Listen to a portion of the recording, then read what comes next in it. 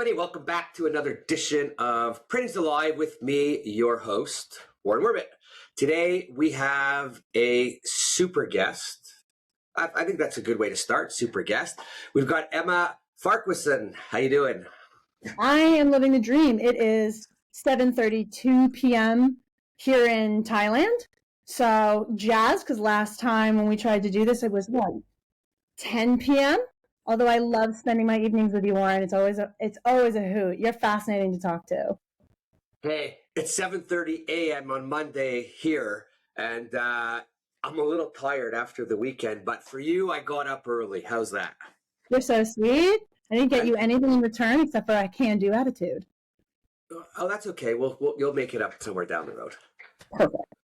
Cool. So let's just get into it. Basically, tell us a little bit about shared Intel AI, because AI is where the world's at right now, and that's what you're specializing in. And then we'll get into the world of print and AI and. Go ahead. And then. This thing on. So I'm the CEO and co-founder of Shared Intel AI. It's not just AI, it's also automation that we help companies with. And we help companies specifically in the print industry to move from what I'm going to call AI and automation curiosity, fragmented approach, to structured capability, with our focus being laser tuned to the measurable impact. And we do that a couple of different ways for our clients, predominantly because there's still quite a varied range of AI and automation readiness across the print industry. So for some of our clients, they kind of need the whole pipeline with us. We help them create a bird's eye view of how their people are, how their data is, what's going on at their company, so that they can spot where they can put the technology as a whole. We also then match them up with not a million tools, but the actual 3 top tools that'll drive the largest measurable impact for them. And usually we try and also focus on an automation layer, whether that's a tool that people put in place or we help to automate some of their key pain points, partially and majorly actually, because that space that's created from putting automations in place allows training that's comes after for the whole organization, and also for key spots that once again are focused on driving that value. So that full picture of, we create the training, we help them spot what they need, or we connect them to other players that will help drive the value faster or at larger scale than Shared Intel AI can do. It's really about spotting where the problems are, asking the right questions, and then handing them the solutions, turnkey edition. What are you doing, Warren? I'm listening to you. Oh, perfect. The whole AI thing, and I'll just say the AI is just off the charts, right? And there's so many uses, and I'm playing with it for some work. I'm playing with it for some entertainment. I'm making little videos, ads, promotions, finding ways to use it to make me more productive, or even less frustrated in what I'm doing. Because I think for me, the AI's had incredible, it's been incredible for me just in what I could do with it and how I could move forward with my life in some things. I've said it before, it's like a little ADHD, a little dyslexia. I sit there, sometimes I get stuck. The AI is incredible for helping me move forward faster.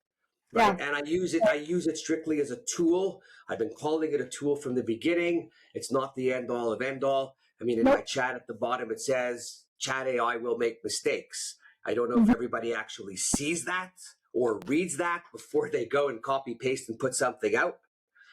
Right? But I also think, Warren, to your point, I don't think people know what that means. What does AI makes mistakes, right? So, because one of the things that we fight against at Shared Intel AI is that a lot of the narratives are around this magic bullet type of phrasing, which is really not how that works. But if you spook someone and you say, hey, they might make mistakes, but you don't explain how it makes mistakes, how to spot those mistakes, thanks for the heads up. What are we supposed to do with that exactly? But I hear you that people just look right through it, and it's just OpenAI's or Gemini's or Copilot wiping their hands saying, well, there was a disclaimer at the bottom of the box.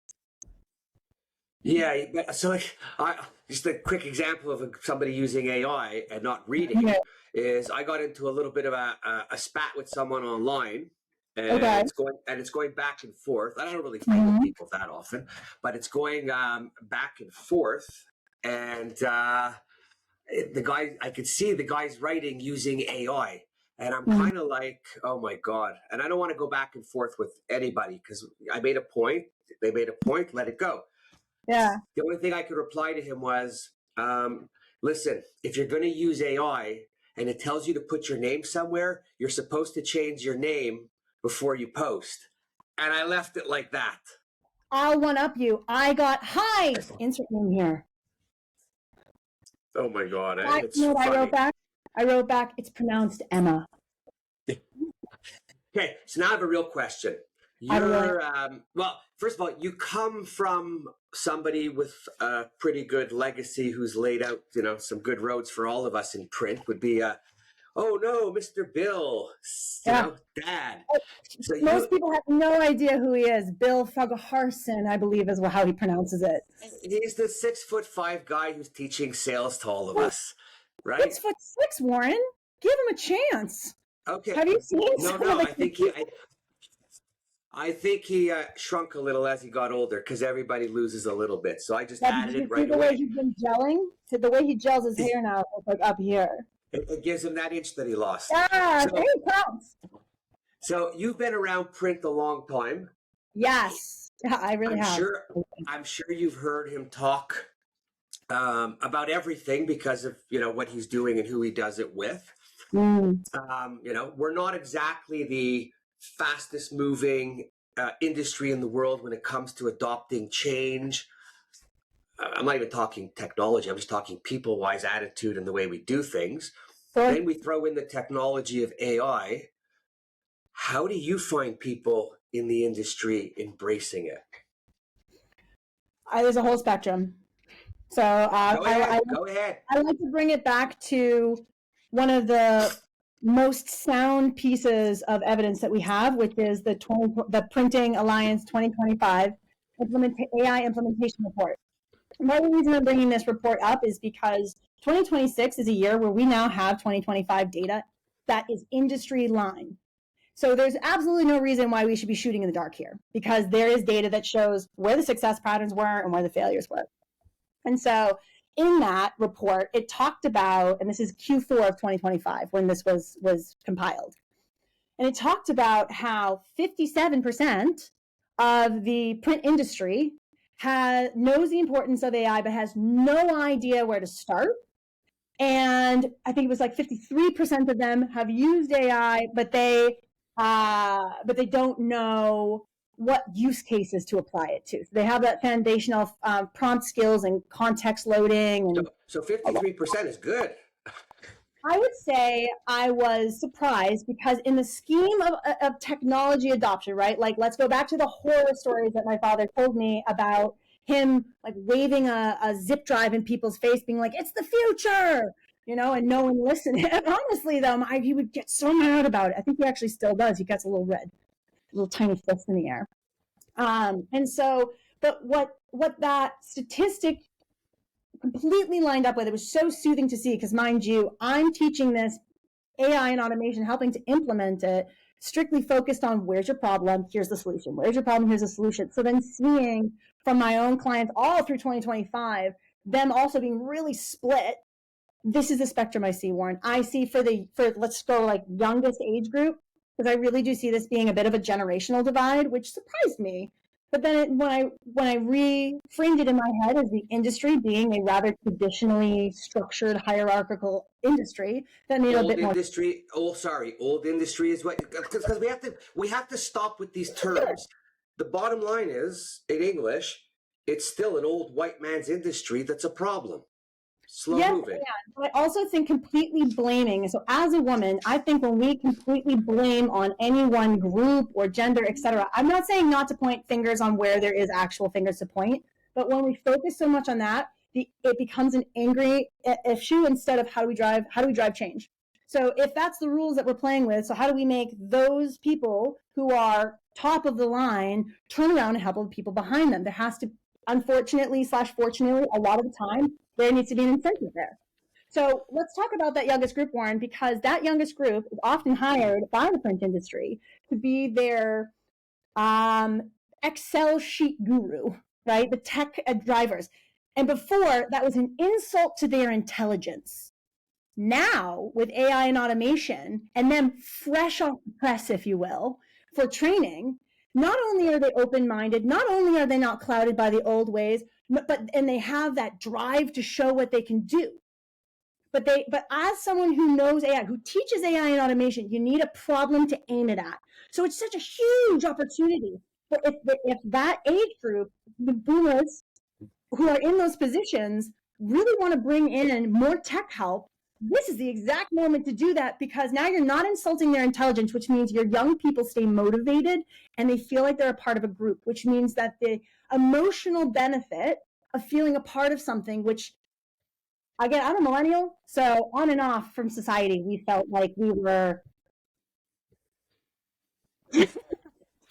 snowflakes who also were snowflakes because we spent a different time understanding ourselves or had more, or whatever. That young group right there, that's a huge missed opportunity, and they're angry and they're distraught, because here's the other thing that happened to that age group. One is that their universities flipped the bird at them and said, oh, no, we're not going to teach you how to use AI. We're also not going to teach you what's wrong or right about it. And you're not allowed to use these tools at all on campus, which is how most of them are using, right? It bars them from opening up these websites. So not only can they not get taught by the university, but they can't teach themselves. You can see from my head bobbing how frustrating this is and how angering this is for me, for all the reasons I've already listed and then some. You know, you really want to get them fired up, go reach out to Ferris University and hear what those students have to say, because their eyebrows are higher than mine. Yeah, no, so it's, you know, you talk, first of all, I hate labels. I hate the fact that we have Generation X and baby boomers and millennials and whatever other crazy thing they're going to come up with, because labels are a problem into itself. Sure. Right? In general. But like, so something that happened the other day is we're talking about young people, and it's been bugging me for 4 days, if not 5 days now. And okay. I was going to put something on LinkedIn and write something, and then I didn't. And then we started this conversation, and then I thought, you know what? I'm going to bring it up, because I'm not bringing it up to be, I'm bringing it up because I'm mad. I'm bringing it up because I'm angry, because this was a perfect opportunity for young, different people to be included, and it wasn't, right? So basically what it was, and I'm going to get the picture up. Before I get the picture up. Tell me the story. So before I get the picture up, there's this association organization called PAC Global. They're based out of Toronto. They've got, I don't know, thousands of members all over, big companies and all the big retailers and manufacturers, and everyone that's part of the packaging world in any space is part of it.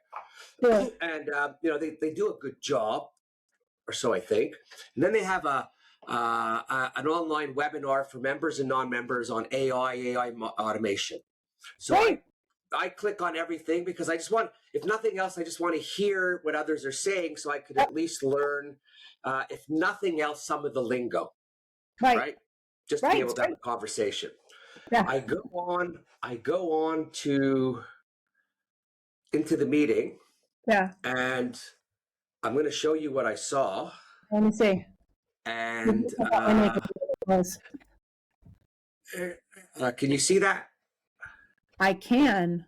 So, I'm going to do a little big. Oh, too big. Hang on. So, when I looked around that table, I am just starting to stew. Smoke is coming out of my ears. Why? And for anybody listening, I'm not going to mention any names, because I don't really know anybody's name. Yes, I know everybody's name at the table, but it's not about the names. I see a bunch of white, old men with no hair in dark colored suits and shirts. I see no women, no young women, no young men, nobody in our industry that should be there. AI is a hot topic. The young people are embracing it, are quicker with it than the people sitting around the table. Right? And I'm thinking, what the fuck is going on here?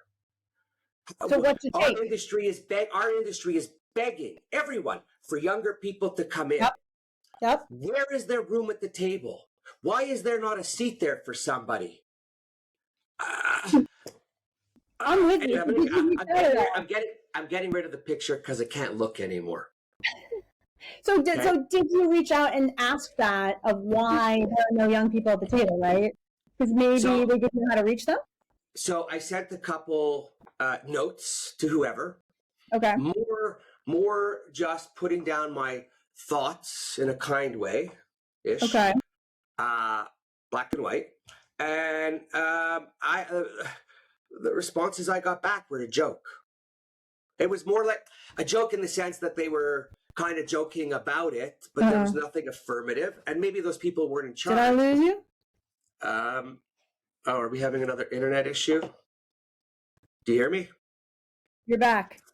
I'm back. You froze. Okay, so you're we'll back. just keep going. We'll keep going, and after when we look at it, we'll make sure that it all works. But so what I'm saying is, this is an opportunity. AI is an opportunity for our industry to attract younger people because now everybody wants to know what's up with AI. Right. Right. Which gives you an opportunity. I call it they're awake now. I would say the industry, it made perfect sense that half of them are aware, really understand AI, but don't know where to drive it because they now are awake to it. They get it. They've seen it. They've gone to a couple conferences. They've seen a good chunk of demos. They've touched something themselves. Yeah, there's some hype. Go on, though. No, I'm just saying, yeah, a little bit of hype. But it's where they're at. They're on the change. They're on the cusp of doing all of this. Yeah. And all the old white men around the table are grasping to learn something about it and what to do with it. Right? So again, as an industry, I'm sickened that that there are no young people at the table. Every one of those people could say whatever they want to me after. There is no excuse anymore. Yeah. It's bullshit. And that's really what it is. There's no more excuse. Yeah. So I have a question for you. Yeah. I have a question for you. I just did a series last month on AI, like human first AI for leadership. And I taught it with Dr. Barbara Mutesi.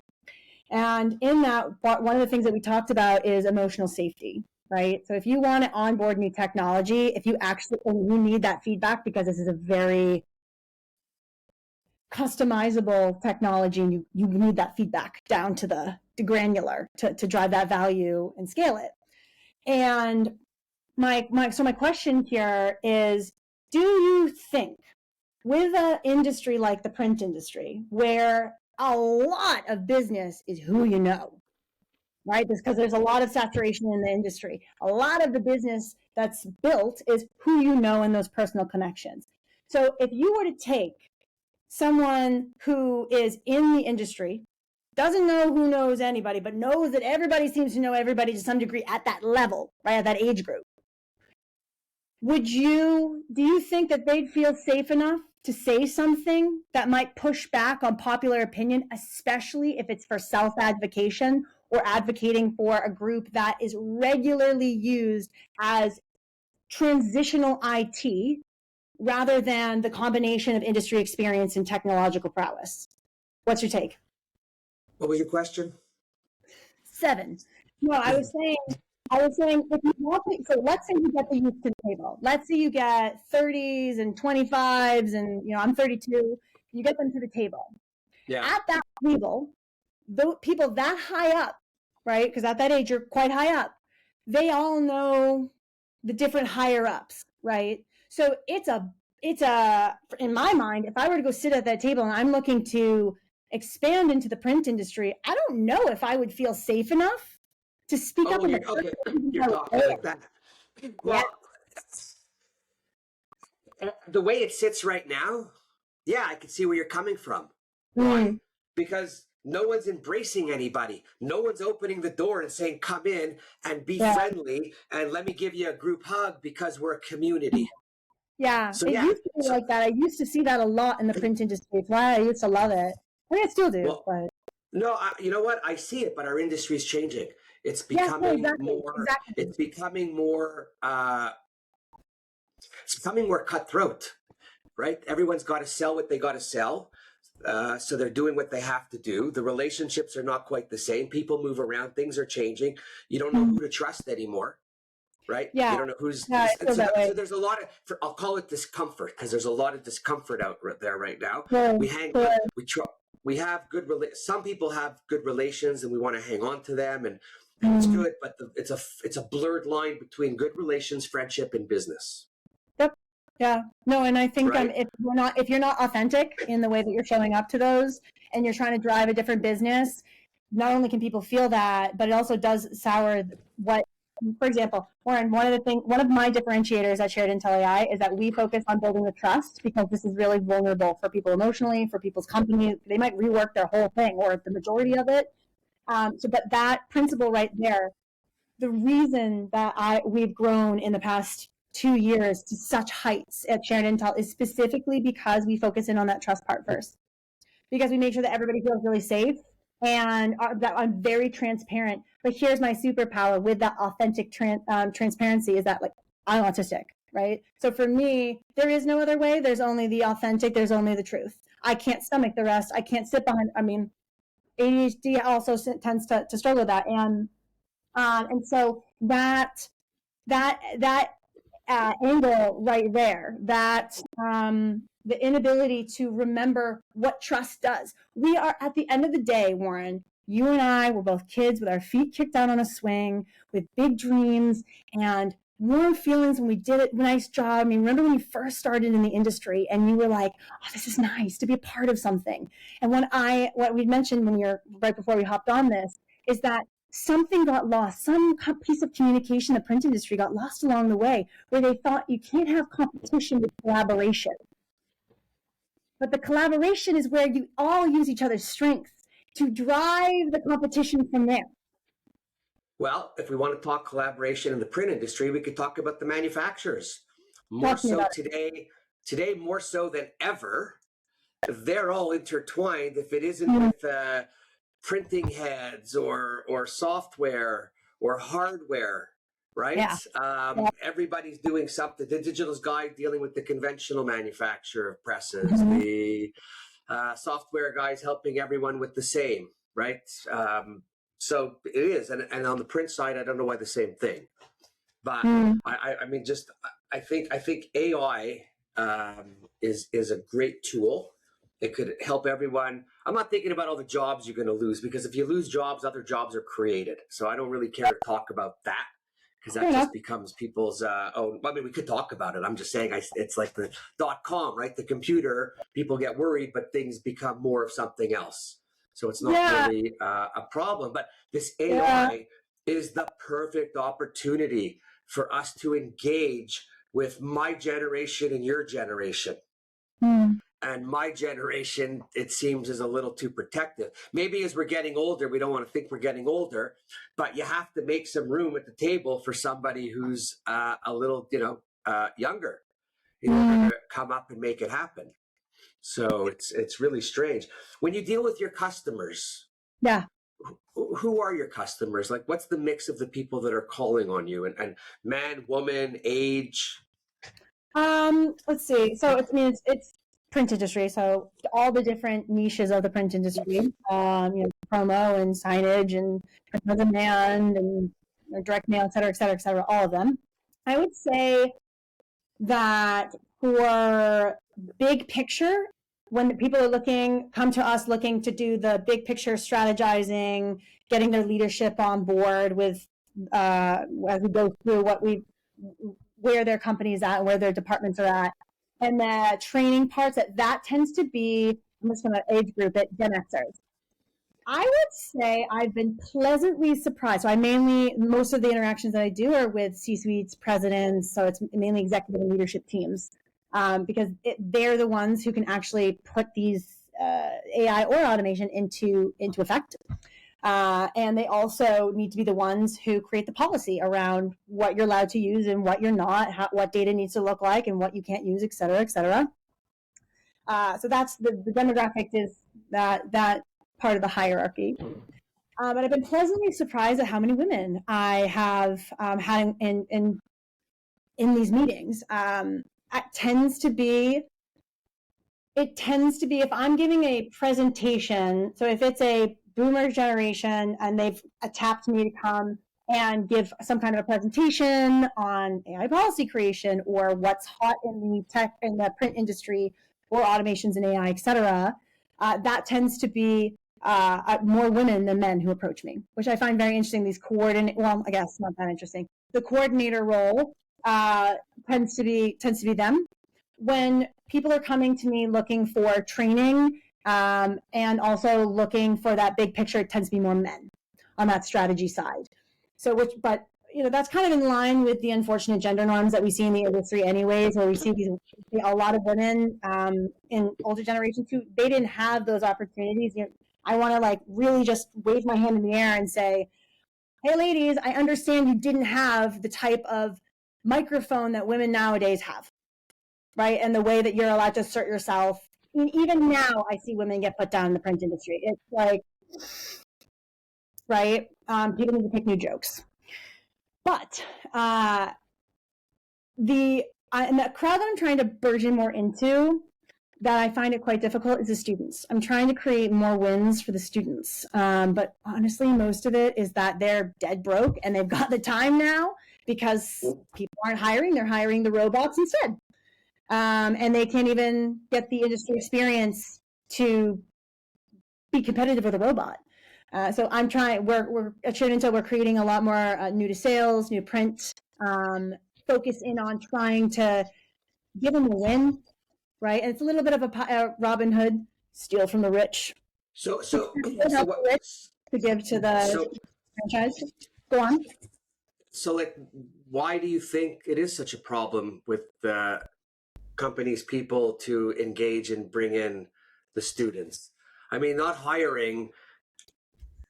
That's a really good question. Not hiring, because all I hear from people is they need people. So on one hand, I hear from everybody that they kind of need people. They're looking for people. And on the other hand, you hear they're not hiring. So a couple of things. I see some semantic stuffs in place. I don't know if you've ever seen those job applications that go out. It is like somebody sneezed and a bunch of keywords landed on a page. I don't know how they think we're looking for those job applications, but you need to be really clear about what you want us to do if you want us to respond. The other thing is, don't forget that there's two universities in the United States that have a graphic arts program to any degree. And I think Ferris actually is closing their down, or they're turning it into RIT. I think was changed their print program, something like that. But still, I don't know if it's Ferris, but I think it's RIT. Right. So that I think is part of the problem, is that when we're talking about funneling from universities and stuff, why they're not getting picked up. A lot of what I also see is that how do I phrase this? I think the distrust between generations from the labeling that you brought up is a huge hindrance, because it prefaces our thinking to lean that way. So I think one of the other reasons why there aren't more youth coming in and from leadership is specifically because there's a bad rap, there's a bad taste in younger people's mouths, right? Nobody wants a job out of desperation. And they're hearing also horror stories from the people above them, right? That they're a glorified calculator. And that doesn't feel good. I think that one of the best things that the print industry could do for the students coming out, and also for people that are new to print, is that they can create specifically programs to say, here's what it's like for us. Oops, did I freeze? Did you freeze? We'll keep going. I'm going to cut this out, but I'm going to check after. If it's something's bad, we'll redo it. But I think the system just takes it all and then makes it right after. Oh, because it's recording on both of our. Got it. So what did you hear last? I don't know. What were we saying? We were talking about why it is that the younger generations are not being properly onboarded by institutions. Right. Yeah. So one of that is that there's not an onboarding process, right? So I think there's distrust between generations that came from this pointing fingers and labeling. I think that the opportunities really aren't given. And I think that the opportunities that are given are either not clear on what that opportunity is or how it's planning on going up. And it's disrespectful to their intelligence level and their capability. So I always ask people when I'm dealing with them and there's young people involved and why things are, not moving along or not happening. Okay. And you always get funny answers, but I remember just calling on somebody over and over again just to get through to them, and finally got through to them. I was trying to sell something, trying to get through to them, and finally got through, and the person was like, "Oh, you've been trying a really long time. Come see me." And I'm like, "No, I didn't do this to come see you. I said I just put you into the mix where I'm going to phone you every week to touch base because you keep telling me to call back." I'm just doing my due diligences. This wasn't supposed to be. I didn't want to jump through a hoop. That's disrespectful. Well, no, but so I'm saying to him, I'm calling every week because you're telling me to call back, and I just want to see how long it would take for you to actually give me an appointment after making me call you every week for 37 weeks. Mm-hmm. And I said to him, I have one question. I said, what do you tell your children when they come home from work and say to you, Dad, I've been calling this guy for 30 weeks who keeps telling me to call back and never gives me the time of day. Mm-hmm. And the guy just didn't have anything to say to me, which means that when people are interacting with others, they're not thinking about their own. They're not thinking about what they would own do. Well, but you have to. I agree. But that's a skill set. And that is a skill set. I think that's a life set. Yes, but when was the last time that you saw someone properly hand down that lesson? My dad, because he teaches this stuff, because to your point, Warren, I mean, he teaches sales, right, very well.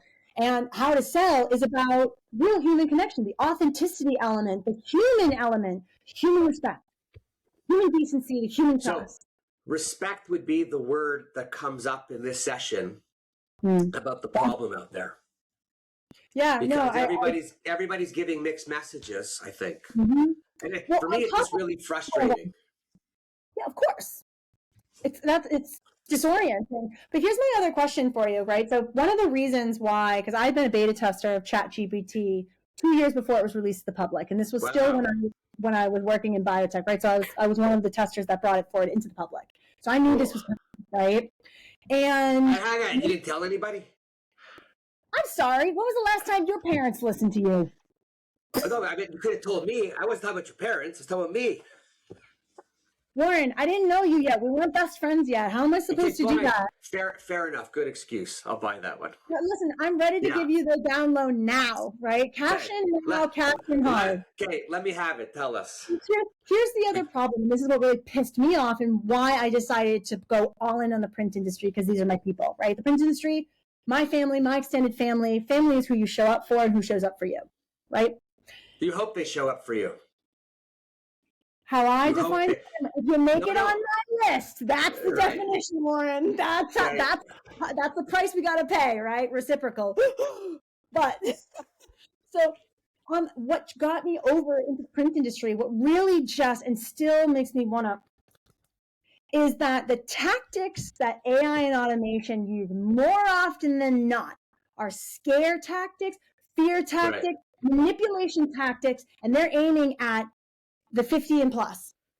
So at the same time, we're talking about disrespect. Now we have a whole new problem where the people who have made this tech that are in this age group, they're the jerks who are actually selling snake oil. So now once again, going back to your point, Warren, how can you tell who to trust and who to not? And since we're categorizing, because that's what our training in the last 10 years has been, in my opinion, pushed by the US and the rhetoric from social media, which is social media, right? So I understand, right? I am watching this generation getting manipulated and aimed at for ignorance. And I don't think anybody should be manipulated. So I think part of the story here, right? Because we talk about, on the one hand, it's really easy to point fingers and say, look what you did. But on the other hand, if I'm trying to say, okay, if I were them, what's my experience? The experience there is that they're also being aimed at more aggressively than any other generation for being stupid missing the mark, when in reality they've got other things they're doing. They're driving companies. They're trying to create initiatives for the youth, and they're trying to protect themselves. High stakes. People freeze in high stakes. Yeah. So how do we create change, Warren? Like, what's your thought on that? Where would you, if you're in a seat of power, how do you bring them in? What's your thought? Well, you can't just talk about things. There's a lot of good talk around the table. Yep. Right? Yep. They need to start implementing more. Somebody has to start taking charge and discussing less. What?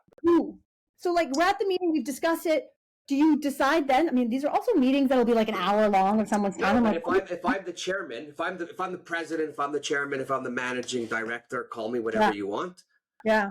I'm going to take initiative to make things happen in some of these organizations, and I'm going to delegate things to be done, whatever the plan is, and then people have to take action and do it. And you have to include, like, if I look at that meeting, you have to include younger people if you're talking about them. Older people can't talk about younger people and what we're going to do to help them if they're not in the room listening. Mm-hmm. Mm-hmm. Yeah. And I hear from some young people, well, anyone younger than me is young, that they're heard, but they're not listened to. Yep, I would say so. Yep. Right? Mm-hmm. And I know, and change is not easy. So I'm not saying everything's so simple, but maybe everybody starts by trying at home with their kids. Because if you could get through learning at the table and, coming to terms with your kids in some cases, then you're on your way to working with others. What time of day? Is it morning or evening? You plan different times for different meals, right? But I'm just saying, I listen, when I hang out with my kids or I hang out with other friends and their kids, and I just sit back and listen to what they talk and how they talk. That's how we learn what they do, right? Yeah. So there's somebody that I listen to a little bit, and I don't know if everyone knows him, but his name's Gary Vaynerchuk, also goes by Gary V. He's got a big following with the young generation, and I bring it up because the old generation should be listening to him. They should be listening to him in regards to what he's telling the younger generation, because he's instructing them on how to be, right? And what is he telling them? He's telling them to be authentic. He's telling them to don't fucking apologize to anyone for being who you are and what you do, right? So if they're being taught like that and encouraged to be independent, to be themselves, then we, or the people that are going to bring them in, hire them, have to know what they're dealing with, because they're being taught one thing, and then you bring them in, and then you're trying to teach them something else. But what you're trying to teach them isn't going to work in terms of who they should be and how they should act, right? So I think we need more older people getting in touch with how the younger people are thinking, and not try to school them or put them down for the way they do things. Yes, I also think that maybe I think one of the mistakes that any cycle of generation Passover does is that people try and shove change really quickly. I don't think there's anything wrong with having a transition into something. I just think that there needs to be a plan, to your point, where there's a lot of ideation, not a lot of actual plan putting in place and acting on.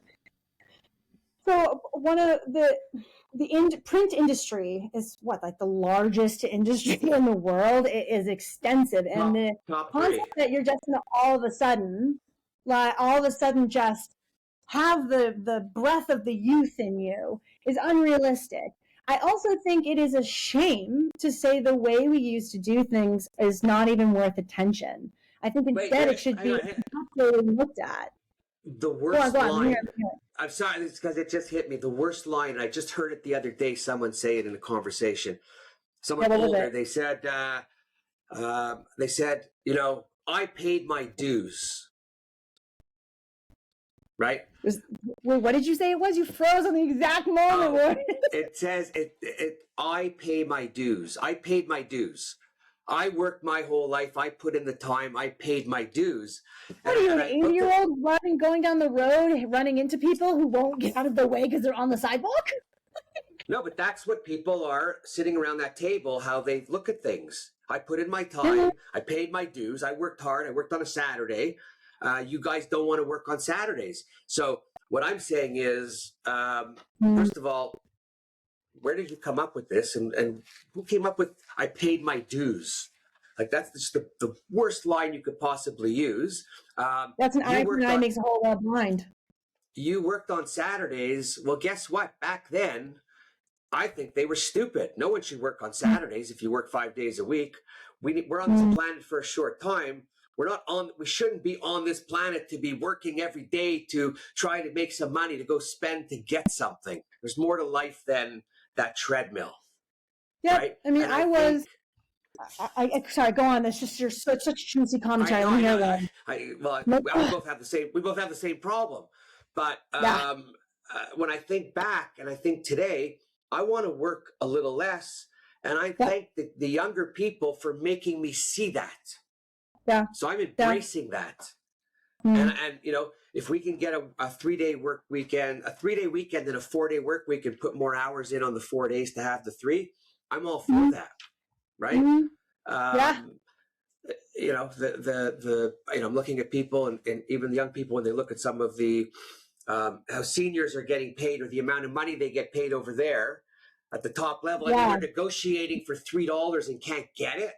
I think when you're sitting in the top, I think when you're sitting in the top job and everything is justifiable, but anyone who makes $20 million or $10 million, and there's people below them, and I'm a capitalist, by the way, but I'm a fair one.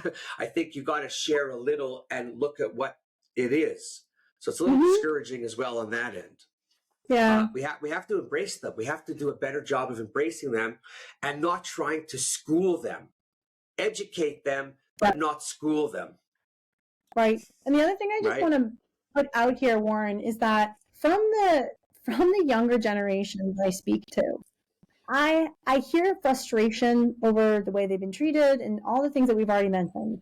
But one of the things I really want to highlight for all the leaders out there that are listening is there's actually a lot more sympathy there and care, genuine care for what doesn't feel right to a generation that, you guys helped raise to some degree with your messaging. And ruin, but let's focus on it's obvious, right? The negative is so easy to focus on. But to your point, Warren, you said, I want to see some movement. So we use the negative to figure out what the problem is. Then once we have that, it's no longer relevant to just focus on the negative. We got to talk about how we switch, how we pivot, how we expand from there.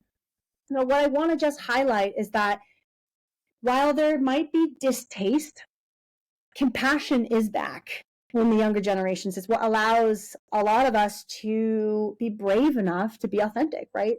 It is, as someone who exists, I am someone who exists outside of the status quo, outside of the 9-to-5. I travel the world for my clients, with my clients, and I can't tell you how lonely it can be. And one of the things I love about the print industry, and I haven't seen it enough, I've seen it die out, and I don't think but I've seen the momentum that so many don't want it to die out, is that the feeling of being connected, of belonging to a larger story, to a legacy, to the family XYZ, that still matters and still echoes. And that's, I think, where we put the focus of the reciprocal, is let me distill this industry knowledge, which is relevant to figure out what we want to do and what we don't. And also at the same time, I can't tell you I can implement it, but I am listening. And although they hear but don't listen necessarily, most people don't have the conversation more than 1 or 2 times. This conversation is a rolling basis. And a great way to practice that is on ChatGPT with an iterative conversation. Ha! No, but it has to be. And I just, like I said, I hear a lot of older people talking about things, but not with the younger people. No, I mean, I would say, when I'm talking, I have conversations with my dad, right? He's 65, going on 16. You heard it here, Belle. Which great. Well, And, listen, that's the way it keeps us all young, right? You know. I went You opposite get you. direction. I aged my spine like 80 years. No, but you get up there in age. But like people say to me, "Oh my God, you're old." Yeah, but I'm still immature, so it's okay. Yeah. It's a good balance. I'm not cultured yet. Don't worry. Oh, perfect. No, but really, I have conversations. I'm trying to mature every day a little bit more. It's not going so well. Yeah, mature. Maturation. Yeah. But no, I was going to say that with, on that concept of we need to be having more conversations with younger generations. I do agree with that, but let's take the conversations between my dad and I, right? So we had this last year. I said to my dad, instead of shared intel AI, let's go all in on the sales vault. Let's bring AI. Let's expand that value, XYZ. And my dad said, nobody wants it. Nobody wants it. None of my people want it. Now he doesn't say that now. But let me point out where both sides didn't hear each other, right? Because this is really the moral of my story. Where Bill didn't hear me is how it was meant, where the future was, because he was so stuck in what works right now, because that's his job. Where I didn't hear him is I wasn't in the industry long enough. And for me, I mean, I've been in the industry my whole life, but for the clients that I was working with and the problems I was working in, I hadn't been in it long enough to understand no one was awake yet. There's a reason why the sales vol has jumped and gained an extra third of their total subscription, not just because it's incredible content, but also because specifically it was introduced at the right time. So that is another, that conversation, it's not just being able to say it, Warren. It's also how do you listen? And that last point, which is yours, which is how do we move on it, right? So I see my dad now, he listens because he now has a place to put it. But that was also part of my responsibility. Part of what makes me a good community member, right, is that you need to look at what's going on for them and figure out how is it a win-win, right? That's in sales. How is it a win-win? Always. It's all humanity. How is it a win-win? It's called collaboration, right? So that next step, I think that's what 2026 is how do we put action on it? And I'm telling you right now, besides the stuff that Shared Intel AI is doing, which, I mean, we're here to help. But besides that, there's some major players, and I can't say what, so you'll just have to stay tuned. But there's some major players gearing up to do some actual scaled, substantive, good for all sides. Not just good, but impact and empowerment, invigorating new ideas, new opportunities. With it in mind that there's lots of people at this table, this metaphorical table that we would love to actually populate with people. And that focus right there, once that emerges, I think the next step is to create those groups, right? Because we have to, the part of the AI process, automation is getting rid of the bloat and freeing people's hands up. But the AI side on top of that it's an iterative process, needs that troubleshooting. You're going to run into more problems. That's where the juicy stuff is. And that space right there is where I think people can actually respectfully fail together. We failed. I could only hope so. Right. I believe it, Warren, and I'm a deep skeptic. So how do we create? I'm just gonna a little think tank made up of different people. Well, I would say people go on. To put thoughts going forward and ideas to encourage others to expand on working together or getting to know each other better. We need a similar target here. And so I think we should aim at the youth. That's your mentorship token, right? That's also the new technology angle as well. Create who it is you want to see in the print industry. Give them the resources for goodness sake. They are motivated, they're intelligent, they're ready to go. Give them the material, but what that's going to need is capital, right? Because you still have to make it, you still have to hire the training, you still have to put it out there, you still have to market it. That takes capital. So if the print industry really want to put their money where their mouth is, then all of these organizations should be putting into a joint pool that then specifically goes towards empowering the youth with this technology, with how the print industry did work, and where they're open to seeing the print industry go. That's what I think should happen. So, okay, if I leave out the capital for a minute, right? Because that's always the beginning and the end of things in the world sometimes. How do we put together I'm going to say an amateur group, because there's no money, but people that are caring and concerned, and you work on some messaging, and for free, how do we get associations and other print owners to share that information, even online, and pass it on? Because if I look even at LinkedIn, there's a lot of people who don't even pass anything on or say anything because they're quiet. So even if you spend all that money, that doesn't mean it's going to go out and that the people are going to take it and do. So I'm thinking the other way, that we start off with lovers of the industry at all different ages that want to work together.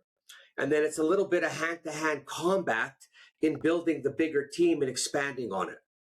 Right? I see the grocery print team doing that.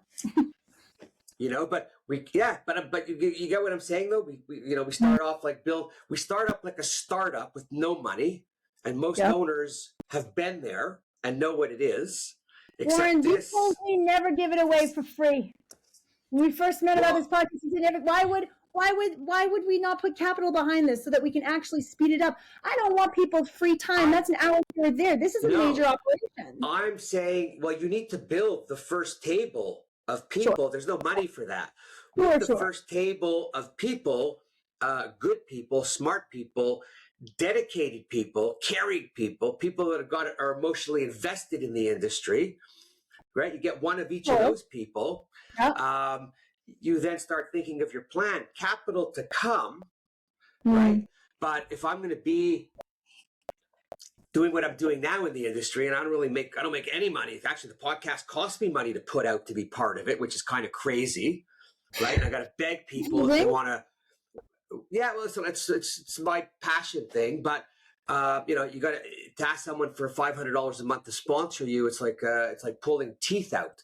But if you ask them to go a bottle of tequila with you, they're right there. So it's a little bit of a mix. Did you try turning yourself into a bottle of tequila when, with Nano Banana when you send the request? Because this might be the new opportunity. Personally, me and tequila, we don't want to be friends. Tequila boom boom. I've heard of such a thing. But it just everything starts with a core group. And then it's hand-to-hand combat. So like you're calling up 3 owners that you know, and you're saying, hey, can you put this messaging out in your company? Could you try on your social media to copy paste what I'm going to give you? And together, if you have 10,000 printers and their employees posting on their social about the goodness and what we're doing and the people and the messaging, it's going to move, right?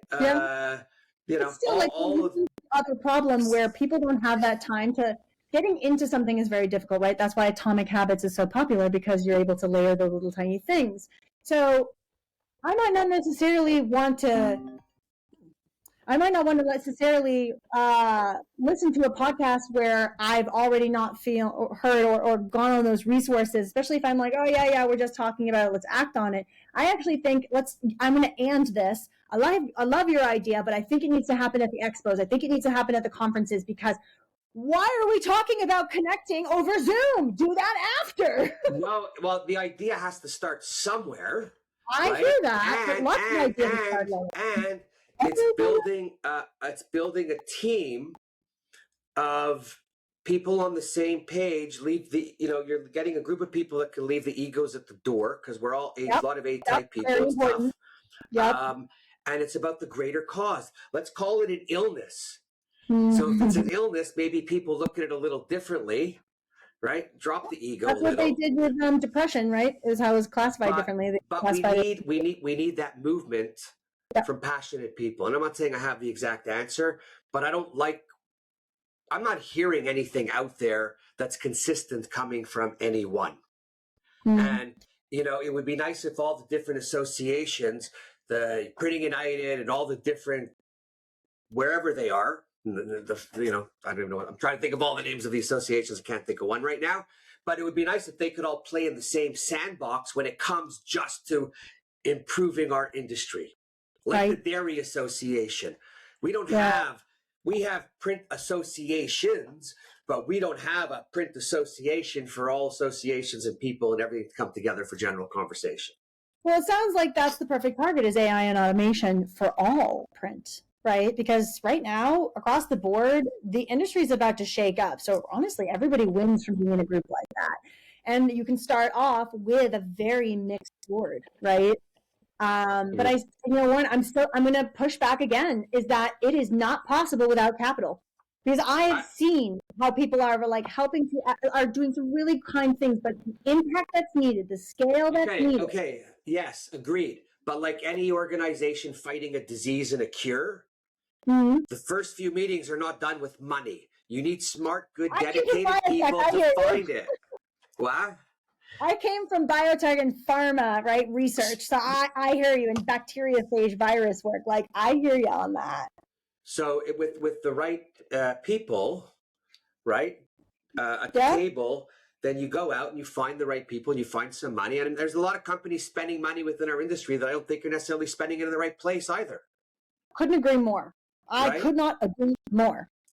So, and we don't have to get into all those details. So I just think that there has to be a way for the greater cause and the greater good of our industry. And it would be nice if Printing United and D-Scoop and EFI Connect and, even Alpha Graphics with all of their members and their franchisees, if there could be one common message that everybody was good to share.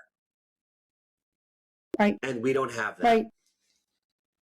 No, maybe and I we think, should come up with the message. Maybe we should come up with the message and see if we can sell it to them. This is for the print industry out there, what do you think? This is where you leave the comment. This is your moment, you guys. Lay it on us.